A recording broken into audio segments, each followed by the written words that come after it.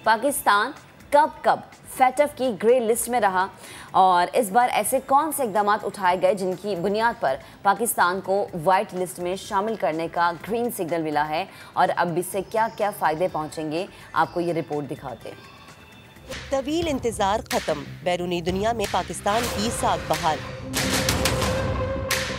FATF Pakistan को grey list से निकालने पर राजी हो गया। पाकिस्तान उससे पहले भी 2 बार ग्रे लिस्ट में रह चुका है। पहली बार 2008 से 2010 तक ग्रे लिस्ट पर था, 2012 से 2015 तक ग्रे लिस्ट पर रहा, 2018 में तीसरी बार ग्रे लिस्ट में शामिल किया गया।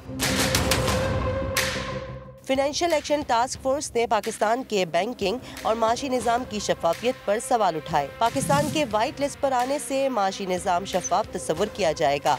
ग्रे लिस्ट से निकलकर पाकिस्तान के लिए कई माली और माशी मसाइल से बचना आसान हो जाएगा। FATF के इजहार इत्मीनान के बाद आलमी मालियाती इदारों की जानिब से फंडिंग रुकने का खतरा भी टल गया। IMF, वर्ल्ड बैंक, एशियाई तरक्याती बैंक समेत दीगर इदारों से फंडिंग जारी रहेगी। आलमी सरमायाकार पाकिस्तान में सरमायाकारी जारी रखेंगे। पाकिस्तान की अमरीका और यूरोपीय यूनियन से तिजारत जारी रहेगी। बैनुल अक़वामी कमर्शियल बैंक पाकिस्तान में ऑपरेशन जारी रखेंगे। मूडीज, फिंच समेत आलमी रेटिंग एजेंसियां रेटिंग मेरिट बरकरार रख सकेंगी। पाकिस्तान के बैंकिंग और माली निजाम में बेहतरी आएगी। पाकिस्तान ने एक्शन प्लान के तहत एंटी मनी लॉन्ड्रिंग कानून भी पास किया। पाकिस्तान ने दहशतगर्दी के मुल्जिमान को सजा दिलवाई। दहशतगर्दी और मनी लॉन्ड्रिंग के खिलाफ कवानीन बेहतर किए।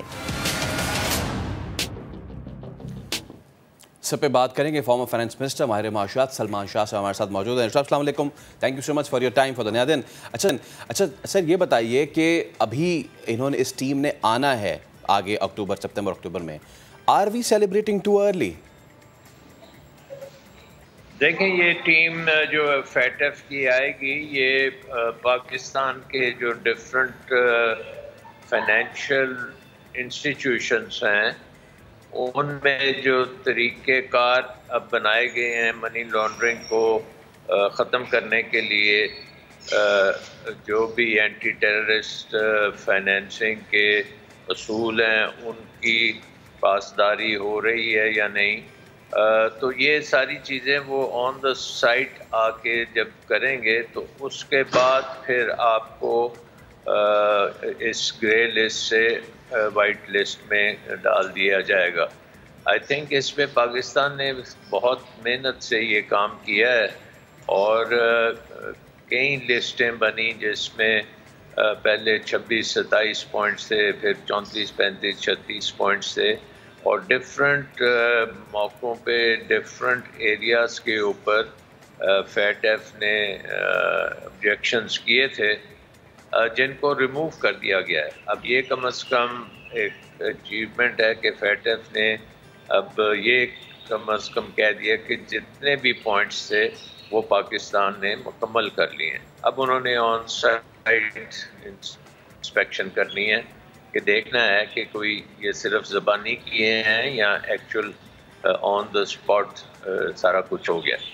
इसका बहुत ज़्यादा फ़ायदा है पाकिस्तान को इन द सेंस कि पाकिस्तान का बैंकिंग निज़ाम हमें पता है कि उसमें बहुत सी कमज़ोरियाँ थीं और बहुत से हमारे मुल्क के अंदर ही इतनी इसके ऊपर केसेस भी हैं जो मनी लॉन्ड्रिंग वगैरह के हो रहे हैं, तो उनकी वजह से हमारा बैंकिंग निज़ाम मिसयूज़ होता रहा है और उसमें टेरर फाइनेंसिंग भी है, उसमें करप्शन भी है, उसमें टैक्स एवेजन भी है, उसमें नारकोटिक्स का पैसा भी है।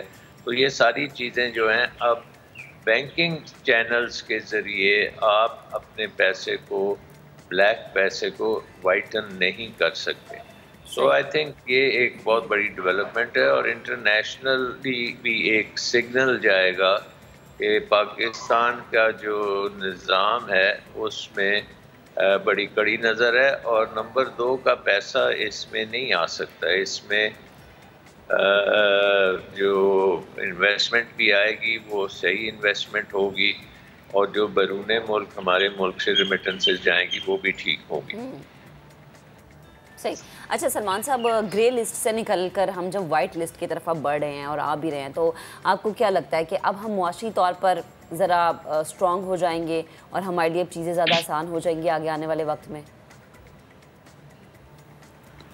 جی دیکھیں، اس میں معاشی طور پہ کوئی امیجیٹلی تو یہ بات نہیں ہے کہ کل ہمارے کوئی بہت زیادہ انویسٹمنٹ آنی شروع ہو جائے گی، یا ہماری تجارت بہتر ہو جائے گی، یا ہماری اکانومی بہت بہتر ہو جائے گی. لیکن یہ ضرور ہے کہ ان دا لانگ رن ایک آپ کا ایک بلیک مارک تھا آپ کی، جس کو کہنا چاہیے اقتصادی رپورٹ پہ بلیک مارک تھا، وہ ہٹ گیا.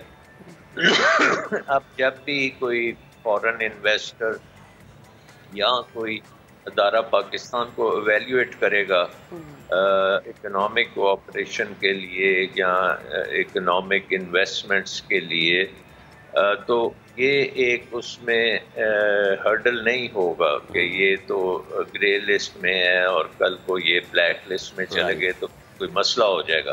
سو آئی تھنک کہ اس پوائنٹ آف ویو سے پاکستان کو کلین چٹ ملنا بہت ضروری ہے، کیونکہ اٹ شوز کہ پاکستان اب دنیا کے نظام کا ایک اچھا ممبر ہے فائنینشیل سسٹم کا، اور ہمیں پتہ ہے کہ فائنینشیل سسٹم کے باہر آپ نہیں رہ سکتے، آپ کے لیے بہت مشکلات پیدا ہو ایگزیکٹلی. تو اسی سسٹم میں ہوتے ہوئے اب ہمیں مزید بہتری بھی کرنی ہے. تھینک یو سو مچ.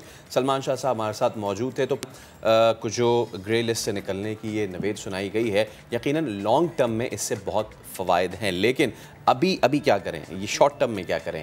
وہ کرنا یہ کہ آپ نے بجلی بچانی ہے اور شارٹ فال گھٹانا ہے. کیونکہ اسلام آباد انتظامیہ بھی سندھ اور پنجاب کے اب نقش قدم پر چل پڑی ہے. مارکیٹس، شاپنگ مالز رات 9 بجے بند کرنے کے احکامات جاری کر دیے گئے ہیں. شادی ہالز 10 بجے اور ریسٹورنٹس، کلبز، پارکس اور سنیما ہالز رات 11 بجے بند کرنا ہوں گے.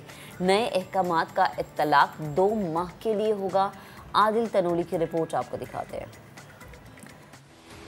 شہر اقتدار میں بھی وفاقی کابینہ کے بجلی بچاؤ پلان کا اطلاق کر دیا گیا. تمام مارکیٹس، شاپنگ مالز، کریانہ سٹور، بیکریاں اور دفاتر رات 9 بجے بند کرنا ہوں گے. عید پر مویشی منڈی بھی رات 9 بجے تک ہی کھلی رہ سکے گی. ضلعی انتظامیہ نے نوٹیفیکیشن جاری کر دیا.